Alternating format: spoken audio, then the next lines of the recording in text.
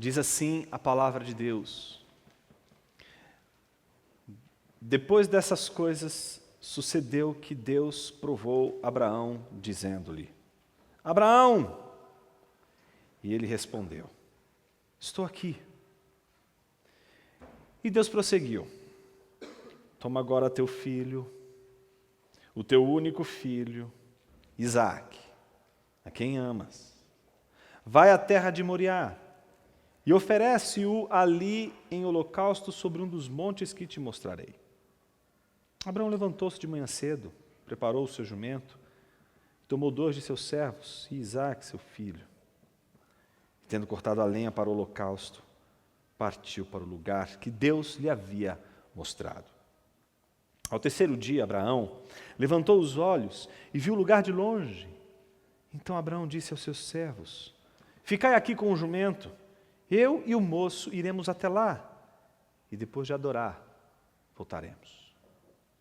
Abraão pegou a lenha do holocausto e colocou sobre Isaque, seu filho. Levou também o fogo e a faca e foram caminhando juntos. Então Isaque disse a Abraão, seu pai: meu pai! Respondeu Abraão: estou aqui, meu filho. Isaque perguntou: o fogo e a lenha estão aqui, mas onde está o cordeiro para o holocausto? Abraão respondeu: meu filho, Deus mesmo proverá o cordeiro para o holocausto. E os 2 iam caminhando juntos. Tendo eles chegado ao lugar que Deus havia mostrado a Abraão, este edificou o altar e arrumou a lenha, depois amarrou seu filho Isaque e o colocou em cima do altar sobre a lenha, e estendendo a mão, pegou a faca para imolar o filho. Mas o anjo do Senhor bradou desde o céu: Abraão, Abraão! Ele respondeu: estou aqui. Então o anjo disse: não estendas a mão contra o moço, não lhe faças nada, pois agora sei que temes a Deus, visto que não me negaste teu filho, teu único filho.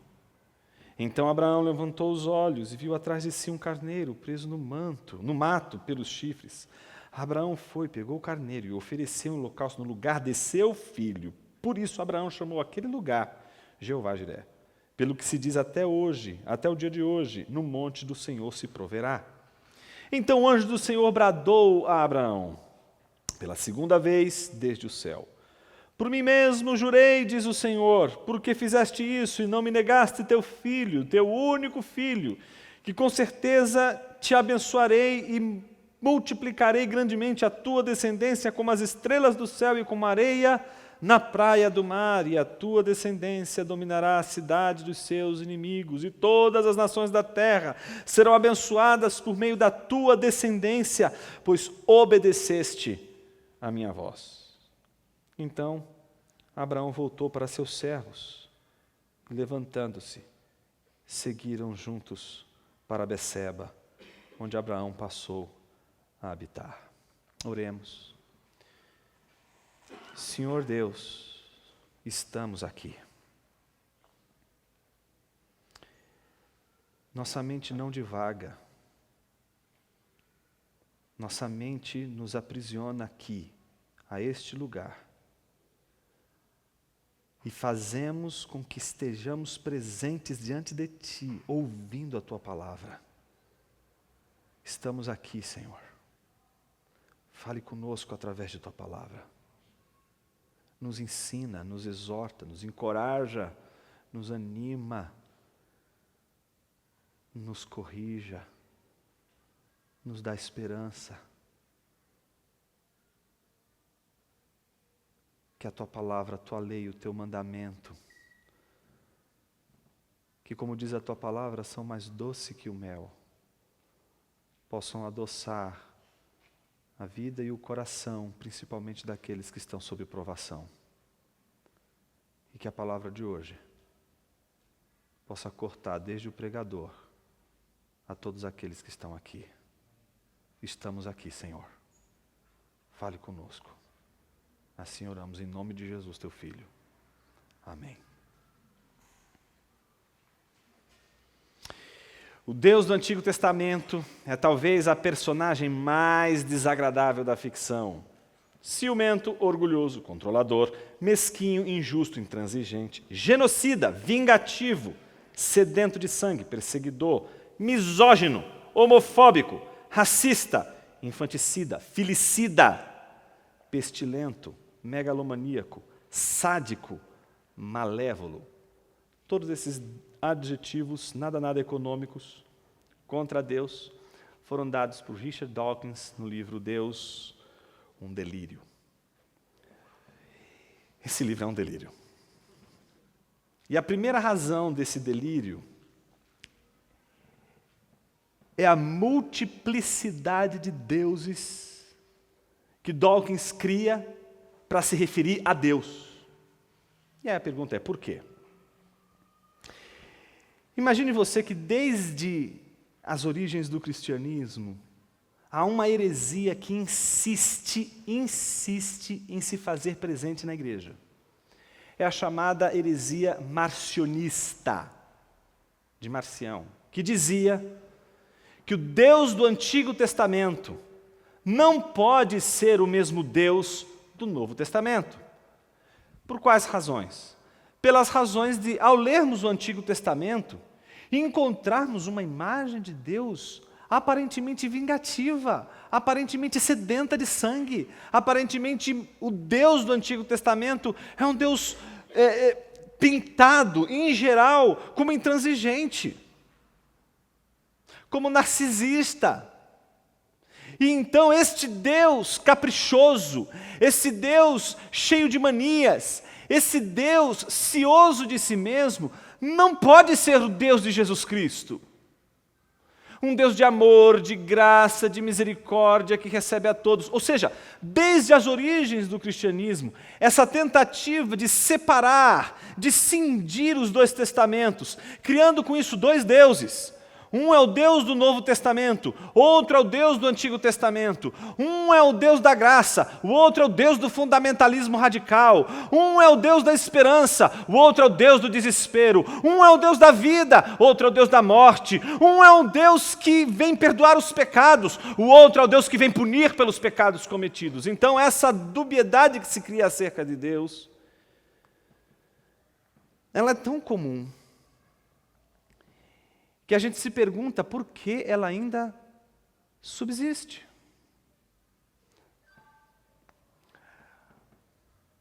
Uma das razões pelas quais inúmeros cristãos, inclusive, distinguem o Deus do Antigo Testamento do Novo é em razão de um texto como esse que acabamos de ler.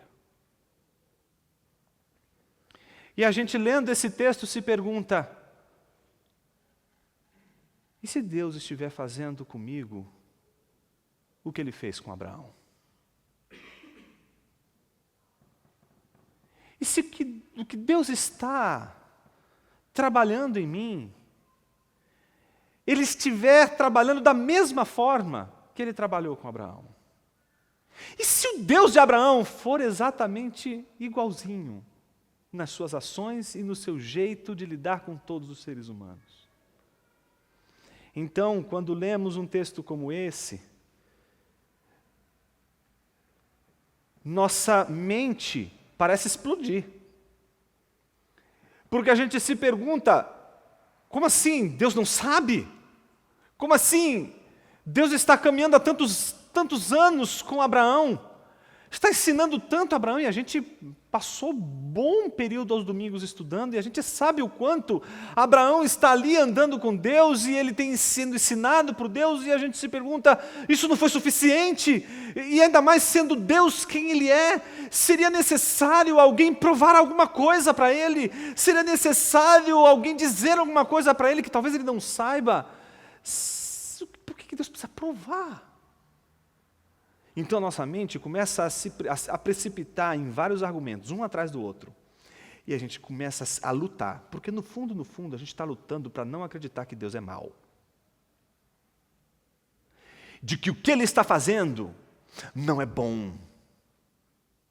Então a nossa luta é tentar encontrar os argumentos, tentar encontrar as saídas para dizer, para salvar Deus. Colocamos Ele no tribunal. Essa é a grande verdade. Já estamos olhando para Deus de cima para baixo. Já estamos lendo esse texto colocando Deus como réu. E já estamos colocando Deus como foco do nosso juízo. Estamos julgando Deus quando lemos essa passagem. Por isso a gente tenta encontrar todos os argumentos para defender Deus. A gente tem que salvar Deus. E agora mudou. Não é mais Ele que tem que nos salvar, nós temos que salvar Ele. Porque se a gente não salvar Ele, esse texto parece que vai nos precipitar num ciclo de desespero e de negação de esperança, um atrás do outro. Primeira coisa que eu queria dizer nessa noite: nenhum argumento que você possa usar é suficiente para salvar Deus. Nenhum argumento que você possa usar é suficiente para provar que Deus precisa ser salvo. Nenhum argumento que você possa usar é suficiente para responder questões que não dizem respeito a quem nós somos, principalmente a quem Deus é. Eu queria trabalhar esse texto a partir de algumas linhas de estrutura que são fundamentais para a gente lidar com esse problema. Como eu lido com a situação de que um texto bíblico que poderia me edificar me traz tanta dúvida, me traz tanto desespero. E no final, talvez, perceber que esse texto fala muito mais de amor do que de dúvida. Primeiro, se eu dissesse para você que esse texto está basicamente dividido aí em duas grandes partes. Uma parte que a gente poderia chamar de provação e uma outra parte que a gente poderia chamar de aprovação. A provação vai do versículo 1 ao versículo 9, ao versículo 10. E o que caracteriza essa primeira parte do texto como provação? Em primeiro lugar, o versículo 1, que diz, depois dessas coisas, ou seja, que coisas? Depois de tudo o que aconteceu lá com Abraão e Abimeleque, agora, e lembrem-se que o que aconteceu depois dessas coisas não foi outra situação, senão uma situação em que houve perdão, houve entrega, houve doação. É numa situação de doação, chamando a atenção para esta situação, ou a sequência dessa situação, que Deus aparece em cena para dizer exatamente, colocar Abraão em prova. O narrador está dizendo, depois Deus, Abraão, aprova, dizendo-lhe. E aí começa o texto dizendo, né? Abraão, como Deus chamando ele. E qual é a resposta de Abraão? Eu estou aqui. Você já parou para imaginar que esse movimento do texto aparece 3 vezes? 3 vezes.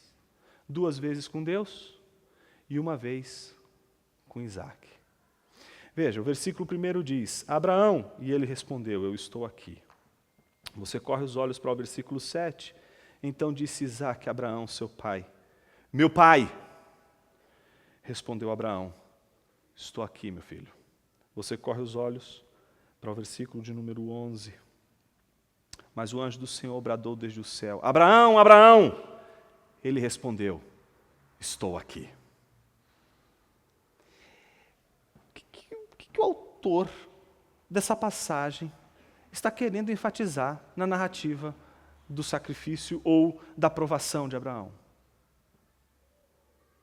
De que, ao contrário de Adão, que quando foi questionado por Deus, se escondeu, nós vemos um Abraão que, quando Deus o chama, ele está presente. Mas ele não está presente só quando Deus o chama. Ele está presente também quando o seu filho o chama. É como se ele estivesse presente, tanto para Deus, como para seu filho. É como se ele amasse tanto a Deus, como amasse a Isaac. É como se ele tivesse tanto apreço por Deus, como apreço por seu filho, e que tanto Deus o chamando, tanto o seu filho chamando, a resposta que ele daria seria uma só, eu estou aqui. Esse eu estou aqui é muito importante, Porque ele é o que começa toda a nossa narrativa aqui. Estar aqui não é absolutamente algo que a gente possa deixar de lado. Por exemplo, nessa hora, nesse exato momento, existem pessoas que estão aqui e ao mesmo tempo não estão aqui. Exatamente isso. Seus corpos estão aqui. Suas mentes estão devagando. Como é que é? Eu perdi a primeira. Aí está vagando, aí depois já começa a pensar na semana. Aí começa, ele falou em provação, já começa a pensar no chefe amanhã. A cabeça está vagando, mas já não está mais nem ouvindo. Talvez agora comece a ouvir, porque ouviu uma piadinha, ouviu uma brincadeira. Opa, aconteceu alguma coisa, perdi alguma coisa. Então, a gente pode não estar estando.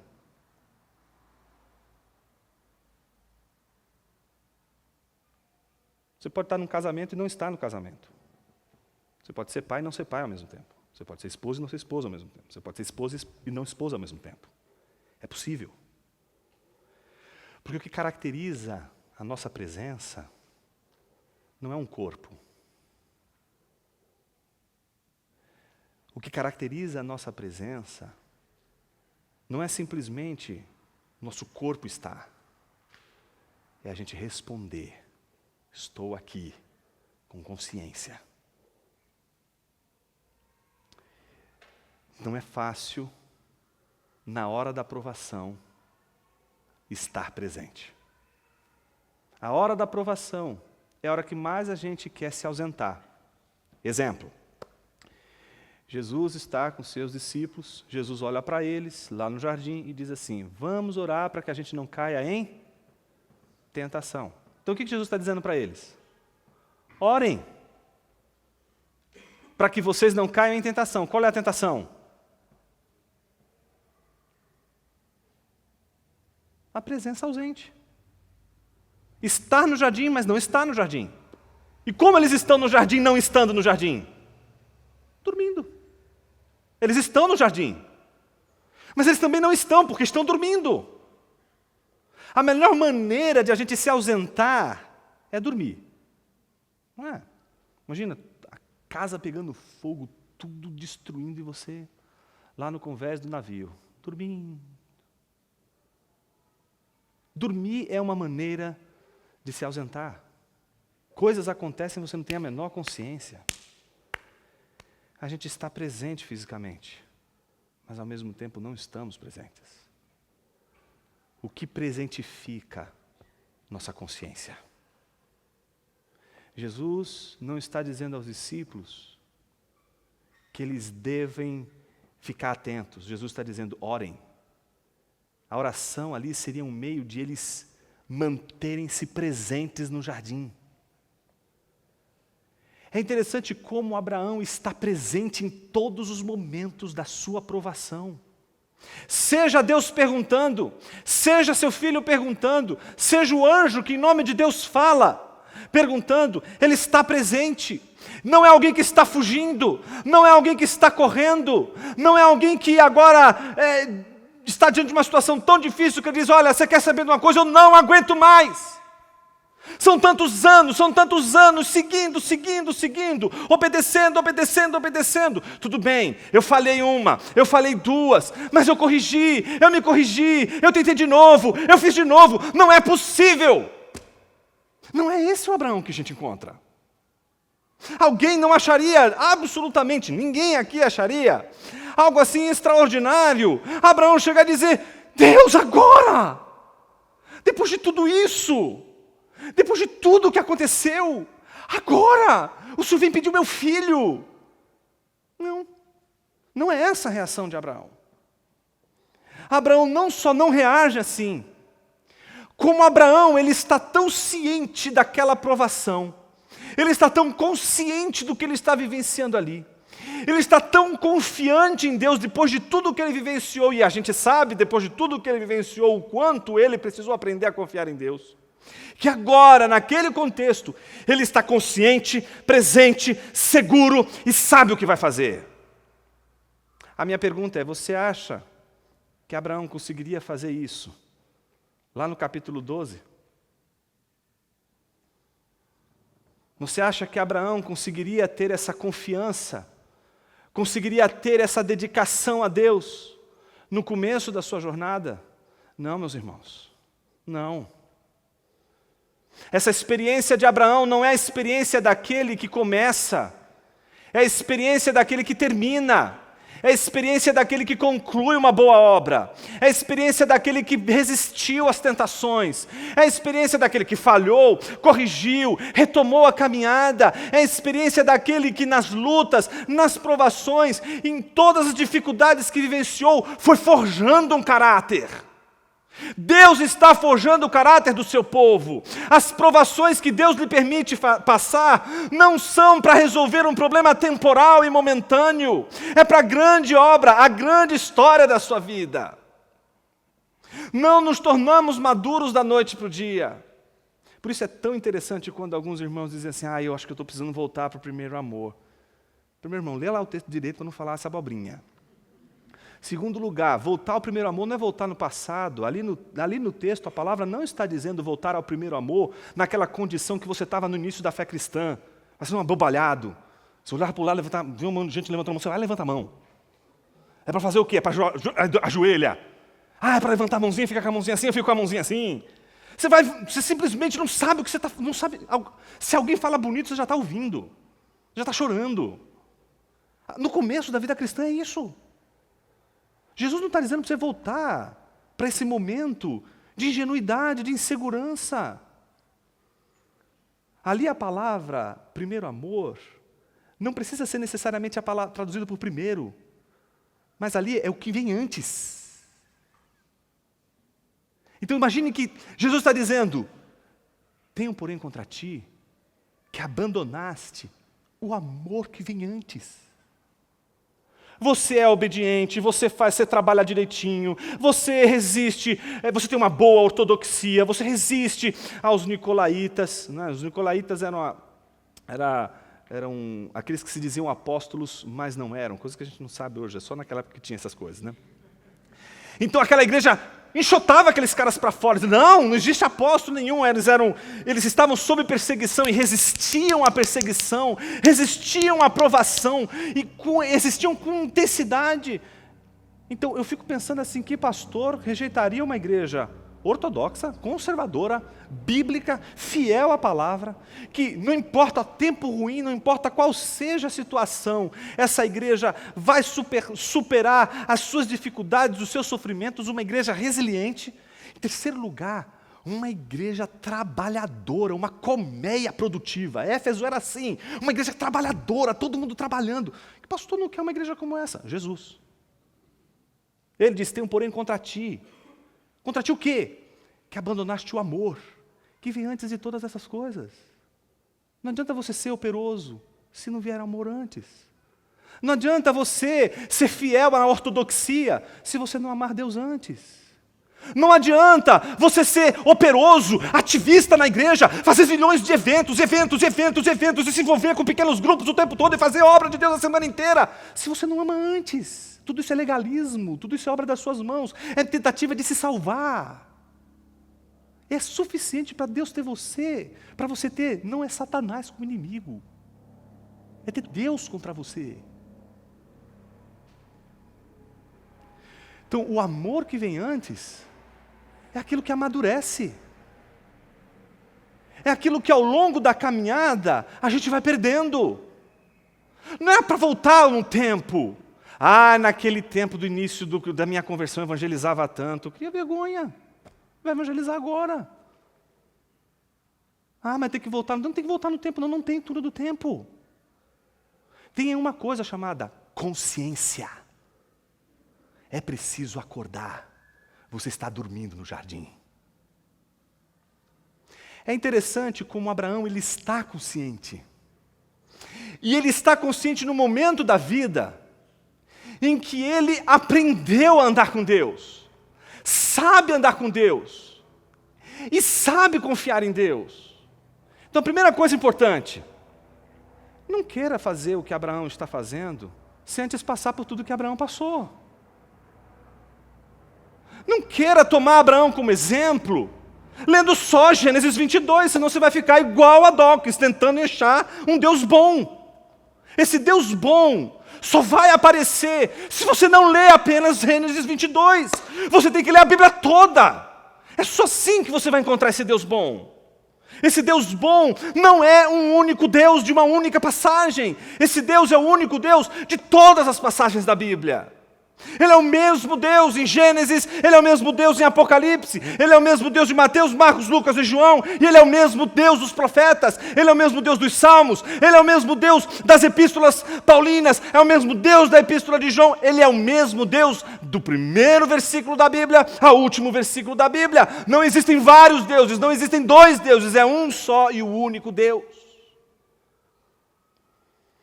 E esse único Deus não se preocupa com outra coisa, senão em formar um povo para si. E Ele não vai formar um povo para si, chamando esse povo para uma espécie de churrasco celestial. Venham todos, está tudo aqui aberto, podem entrar. Não, tem churrasco. Mas esse churrasco vem acompanhado do tratamento do nosso caráter. Deus está tratando com o seu caráter o tempo todo. Nenhum de nós aqui, mesmo este que está aqui falando, e todos aqueles que estão ouvindo, todos estão nas mãos de Deus.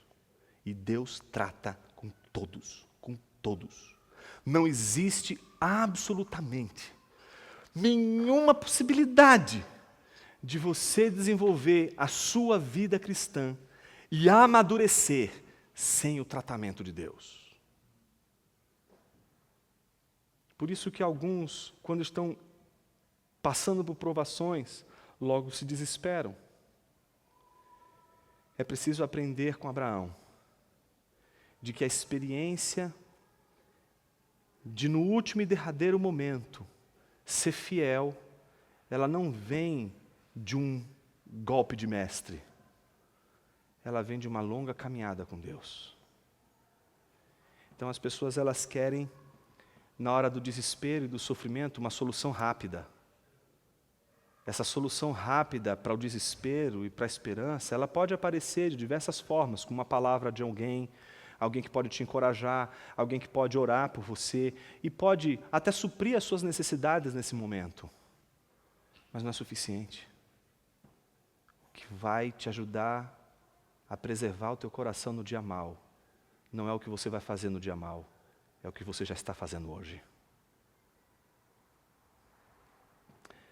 Abraão, então, quando diz estou aqui, não é outra coisa senão dizer a Deus, estou disponível. Estou aqui. Deus, então, prossegue com uma prova a Abraão. E essa prova, ela é bem interessante. Versículo 2 diz, toma agora teu filho. E aí a ênfase, né? O teu único filho. Por que o teu único filho? Ele acabou de deserdar Ismael. Foi isso que a gente viu nos últimos sermões. Ele não tem mais o filho. Ele tem um único filho. E esse único filho é Isaac. Não só isso. É o único filho a quem amas. Deus então sabe do amor que Abraão tem por Isaac. E diz, vai à terra de Moriá e oferece-o ali em holocausto sobre um dos montes que te mostrarei. Deus não faz uma coisa assim, tipo, prestação, sabe? Abraão, pega o seu filho, vai até Moriá. Senhor, por quê? Lá eu vou falar com você. Não, ele já chega, já diz logo no início, você vai fazer isso. Não há nada de novidade. Depois do que acontece para frente, a única novidade é a redenção. É a maneira como Deus impede Abraão de levar a termo o que Abraão estava disposto a fazer. Fora isso, tudo o que Deus havia dito para Abraão fazer, Abraão fez. Abraão sabia desde o início que era preciso ser feito. Isaac não. Mas Abraão sim. Não só isso. Existe a palavra toma. E essa palavra toma vem acompanhada de uma partícula no hebraico super difícil de traduzir, é a partícula na. Essa partícula na é uma partícula de abrandamento, que às vezes, ou na maioria das vezes, ela pode dar a tradução, fazer a tradução ter um sentido melhor, acompanhado da expressão, por favor. Do tipo, toma, por favor, teu único filho. O que a partícula na está dizendo? Existem duas maneiras de Deus falar com a gente. Uma delas é dando uma ordem, e não tem essa, você vai cumprir mesmo contra a sua vontade. Acabou. E tem aquela ordem que Deus dá, e essa ordem que Deus dá, Ele permite que o homem tenha a possibilidade de desobedecê-lo. O homem tem a possibilidade de desobedecê-lo. Exemplo, Deus não te permite voar. Então você não pode bater as asas e voar. Primeiro, porque você não tem asas. Você não vai voar, por mais que você queira voar, você não vai voar, ponto final. Agora, tem situações como essa, em que Deus diz a Abraão, toma o teu filho, por favor, e esse na aí, abranda, não é um Deus chegando e chutando a porta e dizendo, eu estou mandando você agora fazer isso e ponto final. Não, a partícula está para dizer, para mostrar a sensibilidade pela qual Deus se aproxima de Abraão e diz a ele, toma seu filho, por favor. Ou seja, dando a Abraão a possibilidade de ele simplesmente dizer, não vou fazer isso, não quero fazer isso. Vai receber as consequências de não fazer? Vai. Mas há a possibilidade de ele não fazê-lo. Entretanto, o que é mais interessante ainda no texto é de que, a despeito do abrandamento do toma o teu único filho, a resposta de Abraão é uma resposta serena. Eu não sei que tipo de serenidade Abraão precisou desenvolver ali, mas me parece muito sereno. Se você tem filho aí, se coloque no lugar dele. Não é? Me parece que não é uma reação muito comum. Tá bom, senhor, é só para queimar mesmo? Então tá bom, mas tem que passar a faca antes, né?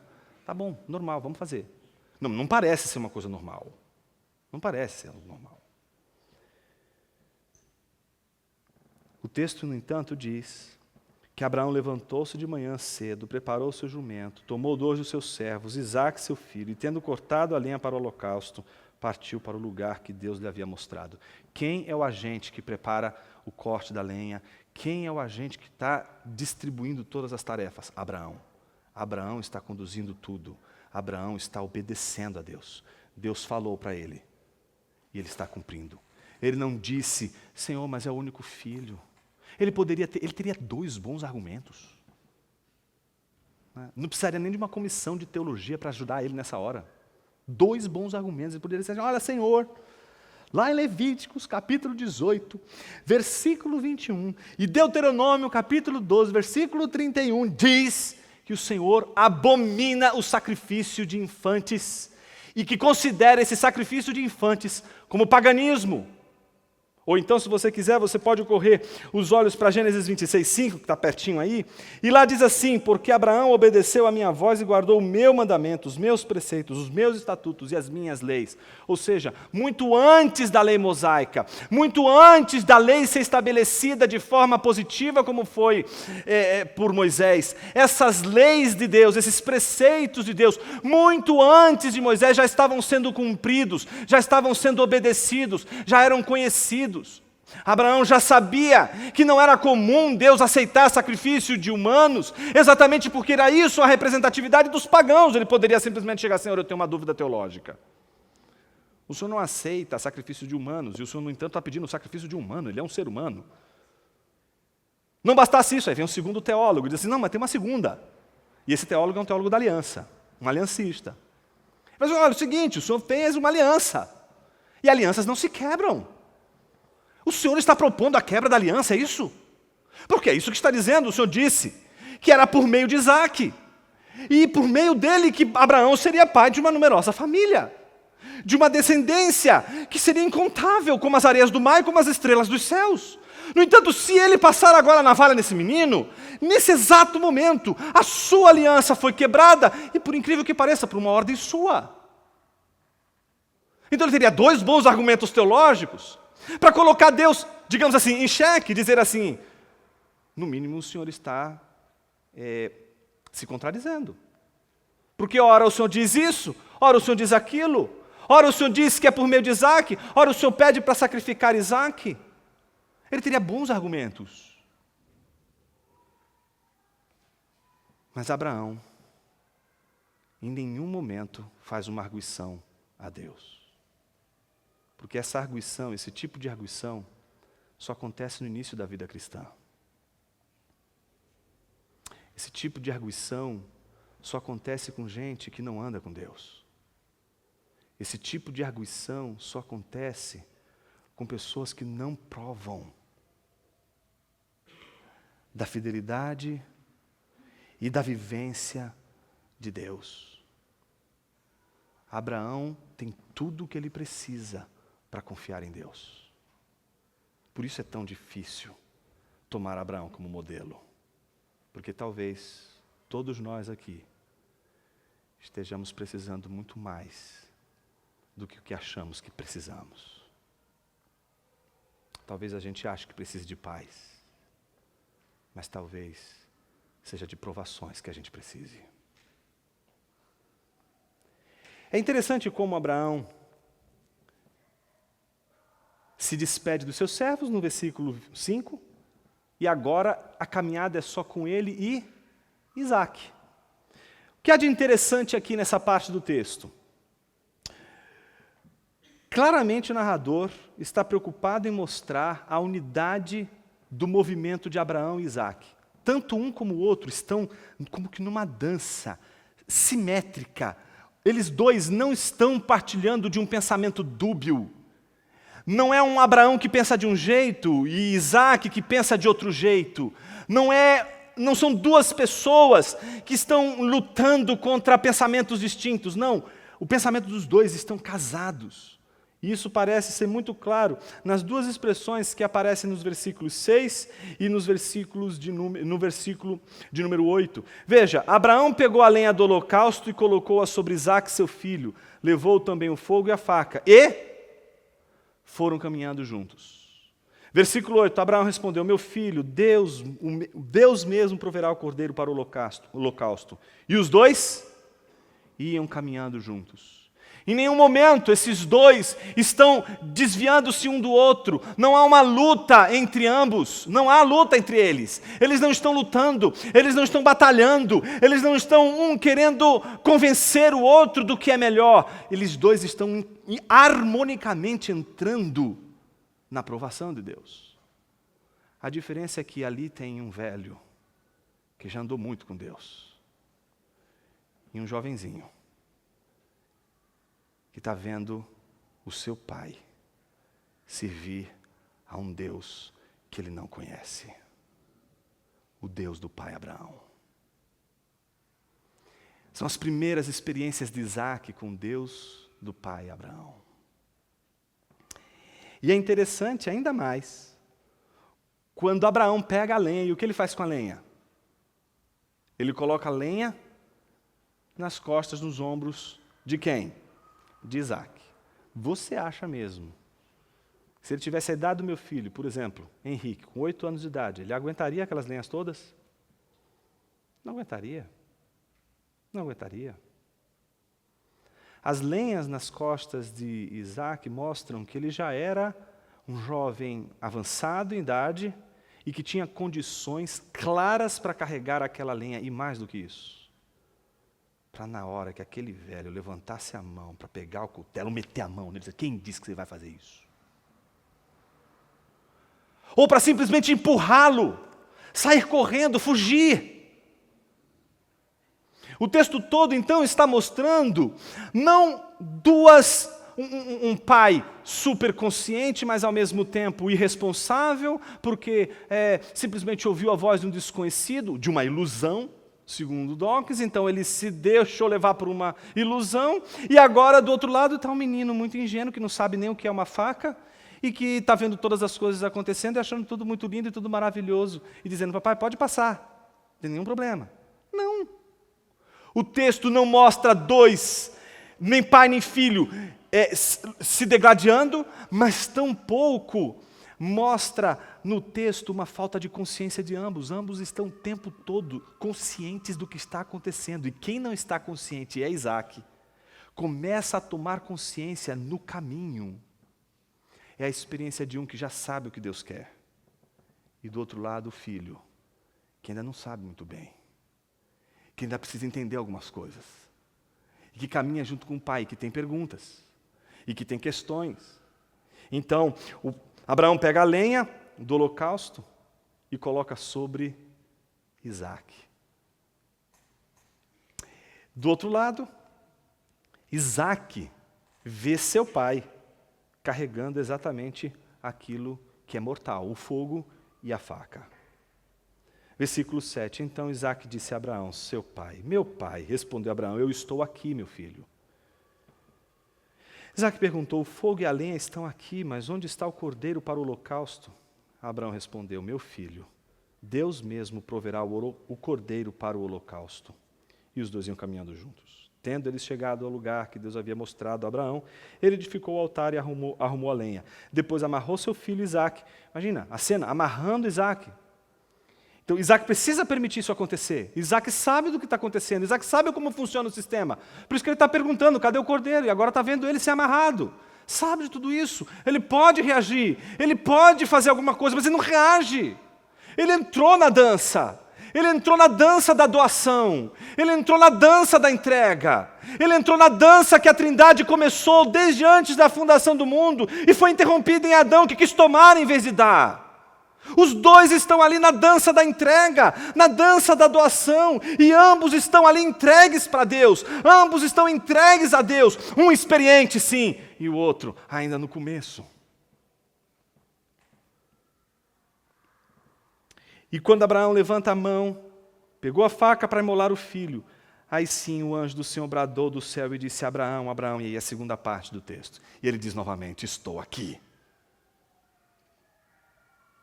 Ele diz, não estenda as mãos contra o moço, não lhes faça nada, pois sei que temes a Deus, visto que não me negaste teu filho, teu único filho.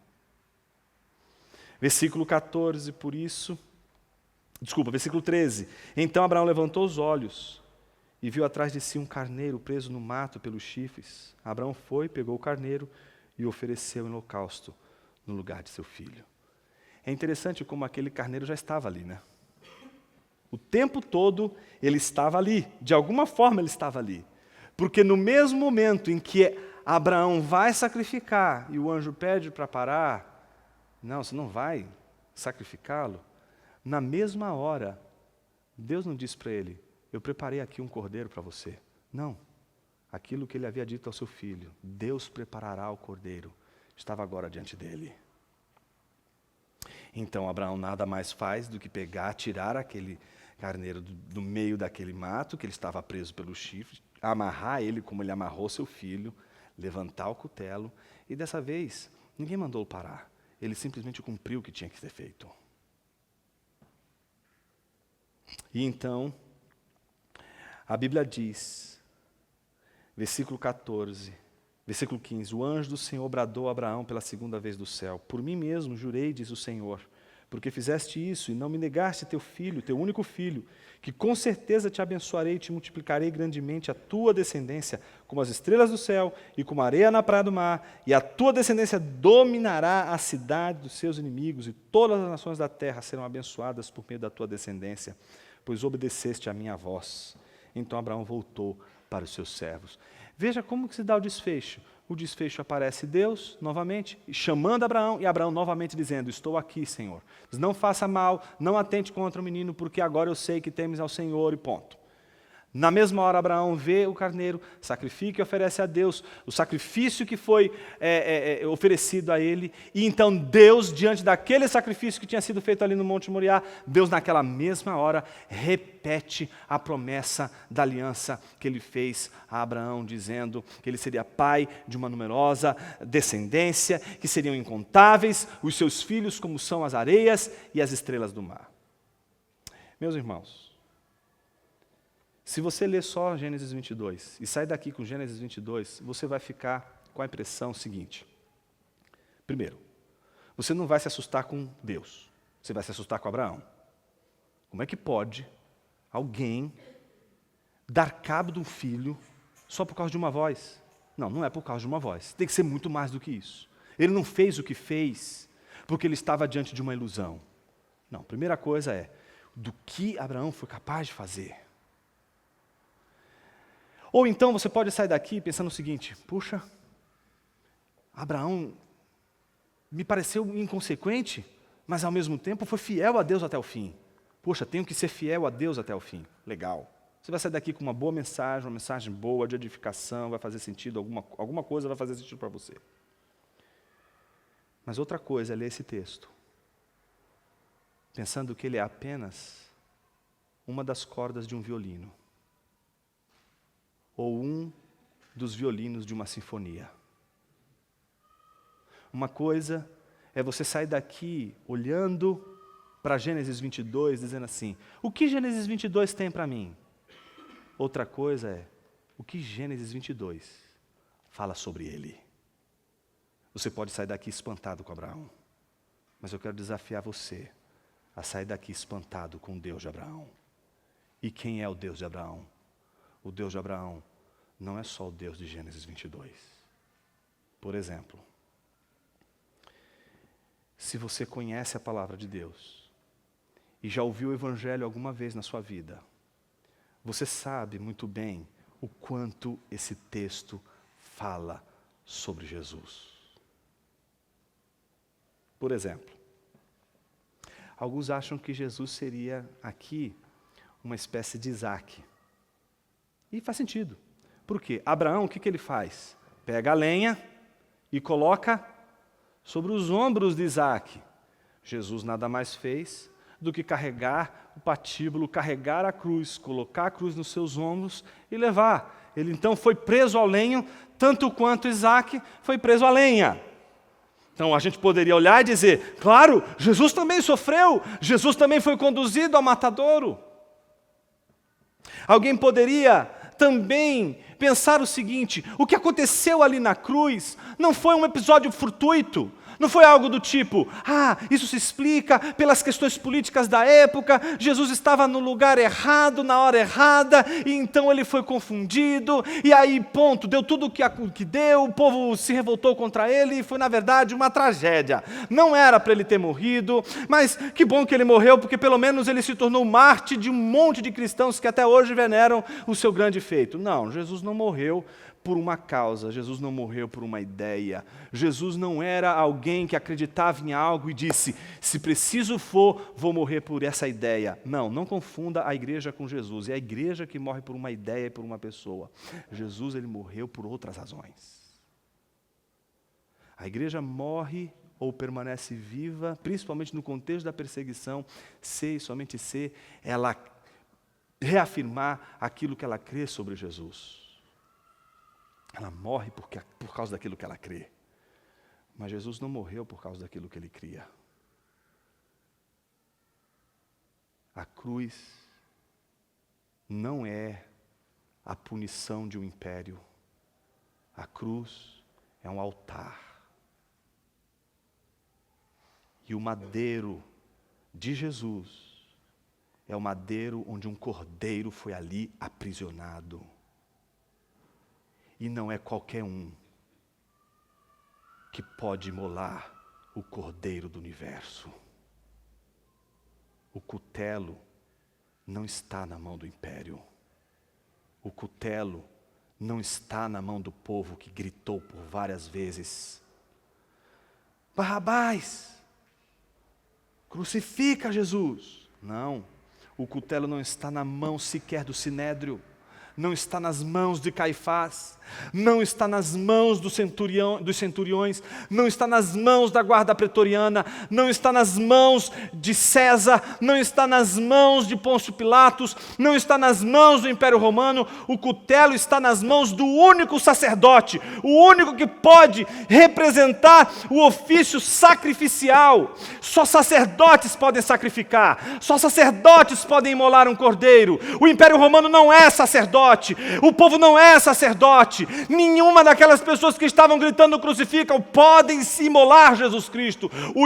Quem imola? O imolador é o sacerdote. O único sacerdote que poderia imolar Jesus era o próprio Deus. Jesus não estava na cruz por causa das multidões. Jesus não estava na cruz por causa do Império Romano. Jesus não estava na cruz por aquilo que ele disse. Jesus estava na cruz por causa de Deus, o sacerdote, o supremo sacerdote, aquele que iria expiar de uma vez por todas os pecados do seu povo.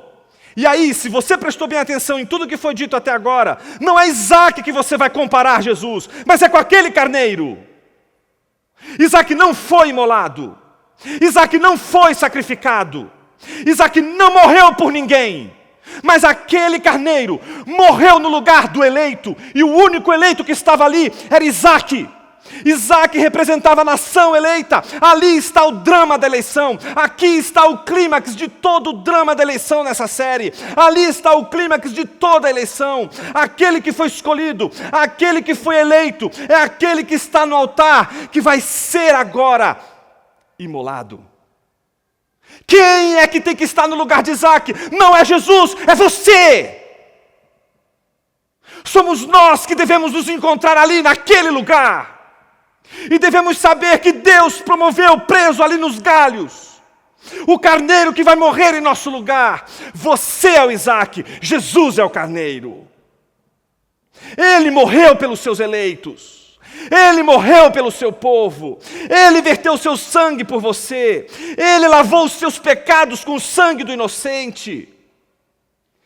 E por que Deus fez isso? Porque ele é filicida, porque ele é narcisista, porque ele é desejoso de sangue. Ora, por que cargas d'água? Deus faz o que faz, senão porque ele e seu filho, que dançam junto no sacrifício, que não segura a mão do pai, que em vez de dizer, pai, onde está o cordeiro? Ele sabe que é o cordeiro, ele só diz, por que me abandonaste?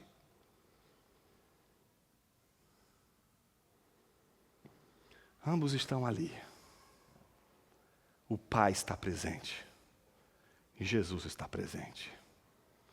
E na hora da cruz, quando Jesus sangrou, o seu sangue estava dizendo, estou aqui. Não é um corpo que padece. Não é um corpo que sangra.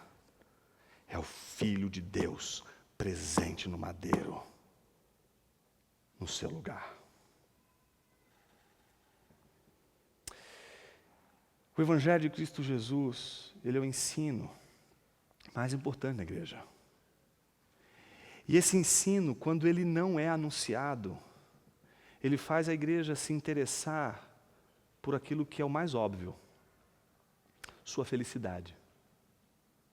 Às vezes a gente acha que Deus é o ser que 24 horas do dia pensa 1000 maneiras de nos fazer felizes.